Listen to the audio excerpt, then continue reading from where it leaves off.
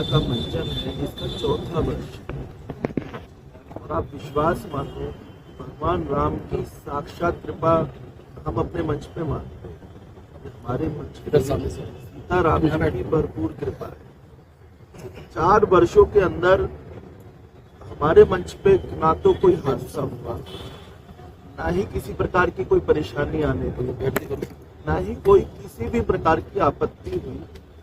जिस प्रकार से एक धार्मिक कार्य होना चाहिए उसी प्रकार से यहाँ पर मंचन हुआ, झूले चले, मेला चला, सब कुछ हुआ। लेकिन प्रशासन ने फिर भी हमें परेशान किया परमिशन के लिए। तो बस मैं आप लोगों के माध्यम से ये पक्ष रखना चाहता था कि प्रशासन को क्या देखना है एक व्यक्ति के अंदर। अगर एक व्यक्ति डॉक्टर की डिग्री भी लेता है तो उसका एक्सपीरियंस देखने के बाद ही उसको डॉक्टर बनाया जाए। तो हम तो अपना एक्सपीरियंस लेने के बाद तब प्रशासन से परमिशन मांग रहे थे, फिर भी हमें परेशान किया गया। लेकिन फिर भी इस साल आप लोगों को बुलाने का मतलब है कि आप लोगों के माध्यम से हम प्रशासन को भी धन्यवाद करें, अपनी जनता को धन्यवाद करें और सबसे पहले अपने साथियों को धन्यवाद करें और उनसे भी पहले भगवान राम को धन्यवाद करें जिनकी कृपा से ये मंचन सुखपूर्वक संपन्न। सर, जानना चाह रहे थे कि आप जैसे जिक्र कर रहे हैं कि परेशान किया गया है प्रशासन की ओर से, थोड़े से उसको विस्तार पूर्वक बताइए कि परेशान कहाँ किया गया और क्या परेशानी मिली आपको परमिशन में और किसकी जगह पर परेशान किया गया है। ये मंचन का 4था साल और 4थे साल के अंदर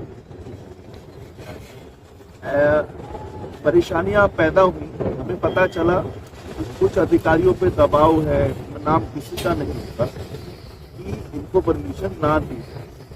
प्रशासन ने क्या करा, खुद मैं अध्यक्ष था रामलीला का, अब इस साल नहीं, तो प्रशासन ने क्या करा, मेरे रिकॉर्ड निकाले, जो मुकदमे मेरे ऊपर नहीं है उन मुकदमों का जिक्र किया। जो नहीं है मुकदमे मेरे ऊपर, कुछ मुकदमे है क्योंकि मैं प्रॉपर्टी का काम करता हूँ, मेरा प्रॉपर्टी का व्यापार और अपनी प्रॉपर्टी अपनी चीज की रखवाली करने का अधिकार मुझे प्रभु ने दिया है। लेकिन मुकदमे दर्ज होना अपराध की श्रेणी में नहीं आता। तो प्रशासन ने हमें परमिशन देने से मना कर दिया। मैंने कहा चलो साहब ठीक है, हमारे अंदर दिक्कत हो सकती है, हमारे पंडित जी के अंदर तो दिक्कत नहीं है, इन्हें दे दो। चलो जी, पंडित जी को भी मना कर दिया। चलो जी, पंडित जी बहुत गंदे आदमी है, हमारे कमल मेहरा जी को दे दो। ना जी, ये भी बहुत गंदे हैं, हम इन्हें भी नहीं देंगे। हमने कहा जी किसी और को दे दो। तो प्रशासन ने हर वो रास्ता अपनाया पुलिस ने कि हमें परमिशन ना दी जाए बिल्कुल भी। मतलब उन्होंने ये कह दिया कि अगर तालाब के अंदर एक मछली खराब है तो पूरा तालाब गंदा हो गया। वो भी खराब नहीं है तो मुझे अपराधी तो आप तब बोलोगे जब मुझे किसी में सजा हो गई हो, किसी केस के अंदर मैं वांछित हूँ, कहीं से भगोड़ा घोषित हूँ, रामलीला में नहीं चला पा रहा, मैं कोई गलत काम कर रहा हूँ। मैंने तो कोई गलत काम नहीं किया, उसके बावजूद भी मेरे ऊपर आरोपों की झड़ी लगाई गई। मेरे लिए थाने से एक इंस्पेक्टर ने पूरा का पूरा मेरे करेक्टर सर्टिफिकेट बना के भेज दिया। ये मुझे आज पता चला कि पुलिस करेक्टर सर्टिफिकेट भी देती है। एक एसएचओ पर्सनल एक व्यक्ति का करेक्टर सर्टिफिकेट इश्यू करता है। तो इन्हीं सब चीजों को लेके काफी विवाद रहे। फिर इन सब चीजों को लेके हम हाईकोर्ट गए और हाईकोर्ट ने उनसे वही सवाल किया कि चलो भाई बंसल जी में परेशानी है, तुम मान गए, किसी और के नाम से दे दो भैया।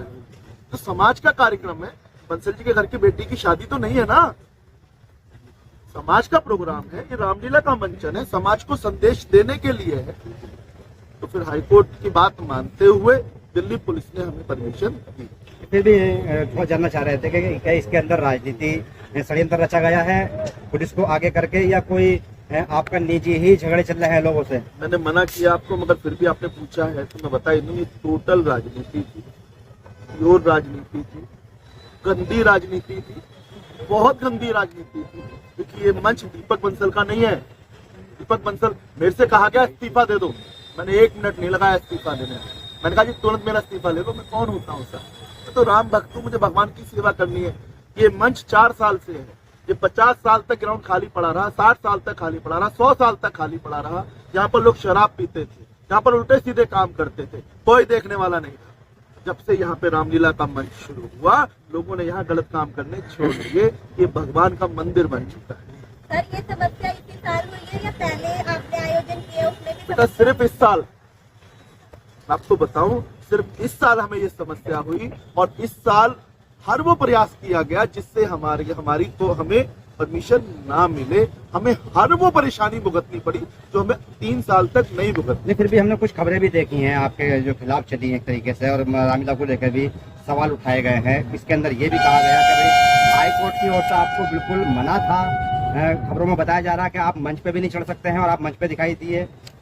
हाईकोर्ट का एक सीधा सा आदेश था कि अगर किसी व्यक्ति के ऊपर कोई आपराधिक कैटेगरी में मुकदमे हैं तो वो अपनी ऑफिशियल उसमें मंच पे नहीं जाएगा। मैंने हाईकोर्ट के आदेश का सम्मान किया और सम्मान करके तुरंत इस्तीफा लिखा।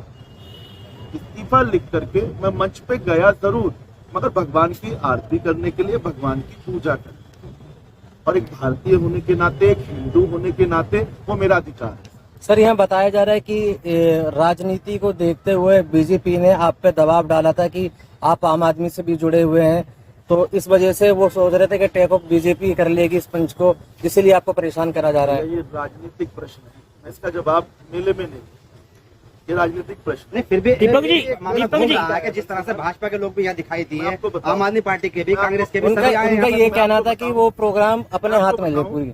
इस मंच पे इस साल बीजेपी के नेता आए, आम आदमी पार्टी के नेता आए, कांग्रेस के नेता आए, बहुजन समाज पार्टी के नेता आए, भीम आर्मी के नेता आए, और भी बहुत सारे दल जिनको हम और आप नहीं जानते, वो सभी आए और मैंने सबका सम्मान केवल एक राम भक्त के नाते किया। भैया, इस साल की जो अध्यक्षता थी वो संदीप गुप्ता जी के नेतृत्व में थी।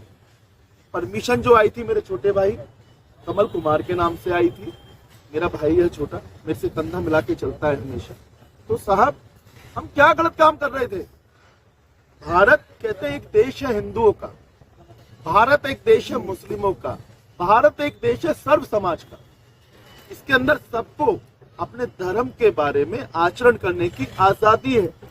तो हमसे वो अधिकार क्यों छीना जा रहा था भैया? हमने क्या गलत काम किया था? आप लोग मुझे बता दो। जब तक मान लो मुकदमे है, मान लिया मेरे पास होंगे 5-7 मुकदमे हैं मेरे ऊपर, मैं बिल्कुल मना नहीं करता, मेरे प्रॉपर्टियों से रिलेटेड मुकदमे हैं। अगर कोई मेरी प्रॉपर्टी छीनने जा रहा है तो क्या मैं उसकी खिलाफत ना करूं? और अगर मैं खिलाफत कर रहा हूं तो मैं बहुत गलत आदमी हो गया। ये कहां की बात हो गई भैया? इंसान अपनी चीज की रखवाली तो करेगा ना। और चलो मैं वो कर रहा था, मुझे सजा तो नहीं हुई किसी केस में, सब कोर्ट में पेंडिंग है, ट्रायल में पेंडिंग है, और मैं भगवान के राम के मंचन के लिए, पूजा करने के लिए लोगों के पास क्या करूं, कैसे करूं बताओ आप? कौन सा रास्ता अपनाऊं? तो मैंने हर वो रास्ता अपनाया। फिर भी मुझे लास्ट में कहा गया भैया आप इस्तीफा दोगे। मैंने इस्तीफा दिया और इस्तीफा दे करके मैंने मंच पर एक राम भक्त का रोल अपनाया। इससे ज्यादा मेरी कोई औकात नहीं। दीपक जी, खाली परेशानी जो आप प्रशासन पे गंभीर आरोप लगा रहे हैं, दिल्ली पुलिस से हुई है या डीडीए से भी हुई है? जहाँ तक अंदर डीडीए लैंड है। मैं आपको बताऊं, डीडीए लैंड से मुझे कोई परेशानी नहीं हुई। मुझे परेशानी हुई केवल पुलिस विभाग। पुलिस विभाग के ऊपर क्या दबाव था, कैसे था, इन सब बातों की चर्चाएं मैं आपके सामने खुल के कर नहीं सकता, क्योंकि हम भी इंसान है साहब, समझौते से चलना पड़ता है। परमिशन मिलने के बाद पुलिस ने सुरक्षा व्यवस्था की?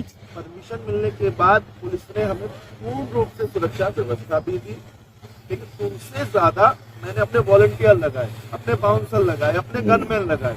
मेले के अंदर एक दिन में मैंने 80-80 बाउंसर लगाए। हमारा मेला एक ऐसा मेला, आप मेलों में और जगह भी जाइए, आप देखेंगे आपको बाउंसर नहीं मिलेंगे, आपको लोगों की सुरक्षा नहीं मिलेगी। जब आप जाएंगे ना, वहाँ 2-4 हादसे जरूर हुए हैं। आपने अपने मुकदमों की बात की है, लेकिन आपका एक ऑडियो वायरल हो रहा है किसी महिला के साथ मकान पे कब्जे को लेकर, क्या सच्चाई है सर? वो ऑडियो बिल्कुल फेक है। जिस व्यक्ति ने वो ऑडियो वायरल किया है, मैं उस पर मानहानि का मुकदमा भी कर रहा हूँ, और मानहानि के मुकदमे के अलावा उनसे पूछूंगा कोर्ट में जाके कि ये ऑडियो आपके पास आया कहाँ से, इसको आपने कैसे बनाया। तो ये जितनी भी ऑडियो है, वीडियो है, ये सब के सब रामलीला से पहले ही क्यों वायरल की गई है? इसी का मकसद हटाने का सवाल में ही जवाब छिपा है ना साहब। आपके सवाल में जवाब छिपा है सीधा सीधा। रामलीला से पहले या रामलीला के दौरान ही सबको याद आया बंसल जी बहुत गंदे आदमी है, उससे पहले तो बंसल जी बहुत अच्छे आदमी थे। सबको याद आया क्योंकि रामलीला छीननी थी ना बंसल जी से। रामलीला ऐसे लग रहा है बंसल जी की घर की बाप होती है, ये तो भगवान का मंच थोड़ी ना है ये तो बंसल जी अपनी चलाते हैं यहाँ पर। तो मैं किसी का सम्मान थोड़ी ना करता हूँ, मैं लोगों को पटका थोड़ी ना पहनाता हूँ, लोगों से आरती थोड़ी ना करता हूँ। मैं आपको बताऊं, मैं खुला चैलेंज दिल्ली को भी सबको देता हूँ एक तरीके से। मेरा मंच एक ऐसा मंच है, अगर कोई नॉर्मल व्यक्ति भी आता है तो इस मंच पे आरती करता है साहब। रात को मैं खुद उद्घोषणा करता हूँ कि मेरे भाइयों आप मंच पर आओ, ये भगवान का मंच है। साल में 365 दिन होते हैं और 365 दिनों में 354 दिन आप भगवान की फोटो से पूजा करते हो।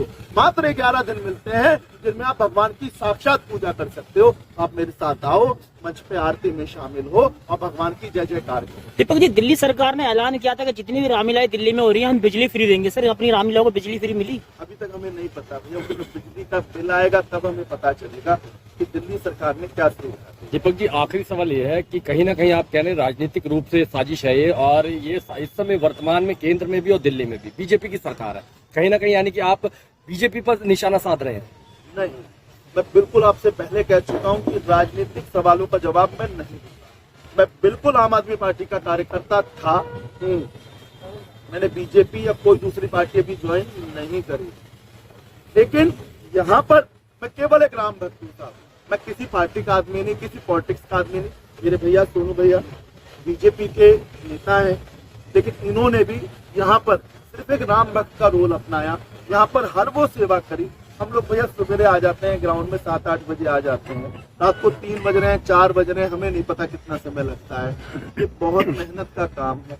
इतनी मेहनत करने के बाद हम अपने आप को सफल तब मानते हैं जब भगवान सीताराम जी का आशीर्वाद हमें मिलता है, हमारे बच्चे स्वस्थ होते हैं और जनता को हम उनके आदेशों से, उनके आशीर्वाद से अवगत करा सकते हैं। चलिए, इतनी परेशानियों के बावजूद, इतनी परेशानियों के भविष्य की बात तो जाए तो क्या आप मांग करना चाह रहे हैं कि हाई कोर्ट और दिल्ली सरकार या यूँ कहा जाए केंद्र सरकार बहुत सिस्टम है जो कि जुड़ जाते हैं एक रामलीला कमेटी से या यूँ कहा जाए रामलीला से, तो किससे क्या मांग रखना चाहते हैं आप? साहब, मैं तो कोई मांग नहीं रखना चाहता, बस यही कहना चाहता हूँ जब भी कोई विवाद होता है तो इंसान ना दोनों पक्षों को सुनता है, एक पक्ष ये फैसला नहीं देता। लेकिन हमारे साथ हुआ, हमारे साथ एक पक्ष ये फैसला दिया गया। मान लो एक पक्ष ने आरोप लगाए, उसको मान लिया गया। क्योंकि आप लोग मुझे बता दो, क्या ये तर्क संगत है? मुकदमे है, मान लिया मैंने। मुकदमे क्या पिछले साल नहीं थे मेरे ऊपर? 2024 में नहीं थे, 2023 में नहीं थे, 2022 में नहीं थे, तब तो मुझे परेशान नहीं किया गया। मैंने ऐसा इस साल क्या हो गया कि दीपक बंसल अपराधी हो गया बिल्कुल। और चलो दीपक बंसल अपराधी है, मैं मान लिया, चलो मैं बहुत गंदा आदमी हूँ, चलो मैं बहुत गंदा, मैं ठीक आदमी नहीं हूँ, प्रशासन की नजरों में बहुत बुरा आदमी हूँ। तो क्या हमारे पंडित जी बुरे थे? क्या कमल कुमार जी बुरे थे? कोर्ट में जाने के बाद तो कमल कुमार जी के बाद नाम से परमिशन हो गई, उससे पहले कमल कुमार जी बुरे थे? चलो मैं अपने नाम से परमिशन नहीं लेता, कहा जाता भाई किसी और अपने अच्छे आदमी को ले आओ। हमारे लोकेश पंडित जी थे और मेरे बहुत सारे साथी थे, उनको उनके नाम से देते। उन्होंने एक तरफा फैसला सुना दिया, जी हम नहीं देंगे परमिशन आपको। ये कहाँ की तर्क से? सवाल देखिए भैया, फिर भी सही सवाल, कुछ सवाल आप भैया से कीजिए। फिर भी सर, आपको बधाई है कि आपने इतना अच्छा सक्सेस कार्यक्रम किया है भव्य रामलीला का, फिर भी आप बधाई है इतने आरोप लगने के बाद भी। देखिए भैया, ये जो मंच है सर, एक मिनट जैसा कि भैया ने क्वेश्चन किया किसी पार्टी के लिए, ये ना किसी भी पार्टी का मंच नहीं है, ये एक संस्था है और संस्था के अंदर हर समाज का, हर पार्टी का कोई भी आदमी रह सकता है। ना इस मंच पे हमने कोई राजनीतिक बैनर लगाया है, ना कोई राजनीतिक पोस्ट लिखी है। भैया आम आदमी से बिलोंग करते हैं, मैं भाजपा से बिलोंग करता हूँ और हमारे 1-2 मित्र हैं जो भीम आर्मी से भी बिलोंग करते हैं, कांग्रेस से भी बिलोंग करते हैं। मगर हमारी जो संस्था के लोग हैं वो सिर्फ राम भक्त हैं। इस रामलीला में सिर्फ हम राम की बात करते हैं। और नहीं राजनीतिक इंटरफेयर की बात, तो राजनीतिक इंटरफेयर जो है ना, जो आदमी राम के काज में बाधा डाल रहा है, वो मैं नहीं मानता किसी पार्टी से हो सकता है। क्योंकि ऐसी कोई भी पार्टी नहीं है जो भगवान को नहीं मानती, अल्लाह को नहीं मानती, खुदा को नहीं मानती। मैं उन्हें राक्षस श्रेणी का आदमी कह सकता हूँ जिन्होंने बाधाएं उत्पन्न की। किसी पार्टी के आदमी वो नहीं हो सकते। और राम भगवान की जो कृपा है, कल सभी लोगों ने ये चमत्कार भी देखा कि हमारे चिल्ला गांव के आसपास खूब बारिश हुई है, मगर यही एक ऐसा स्थान था कि जहाँ पे बारिश नहीं हुई। वरना तिल्लोपरी में मूसलधार बारिश हुई, पटपड़गंज के अंदर मूसलधार बारिश हुई, इधर आप यमुना खादर के अंदर अच्छी बारिश हुई। एक प्रॉपर यही स्थान था जिसके अंदर बारिश नहीं हुई। तो ये भगवान का चमत्कार है और इस चमत्कार को उन राक्षस रूपी इंसानों को भी मानना चाहिए कि यहाँ पे राम का नाम लिया जाता है और रामलीला में अड़चने ना पैदा करें, तो इसे राजनीति से ना जोड़ा जाए। सर धर्म का काम करने में अड़चने आएंगी, राम सेतु बनाओगे तो ये सोई जो राम रचि राखा को करी तर्क बड़ा बेसाखा। भाई करने वाला राम, कराने वाला राम, हम और आप केवल माध्यम है उनकी सेवा का, क्योंकि परमात्मा हमें जन्म देता है और एक दिन अपने पास बुला लेता है। तो हमारा और आपका इतना ही फर्ज है कि उसके नाम को चाहे भगवान के रूप में, चाहे अल्लाह के रूप में, चाहे ईसा मसीह के रूप में, किसी न किसी रूप में पूछते रहें। जय जय श्री राम।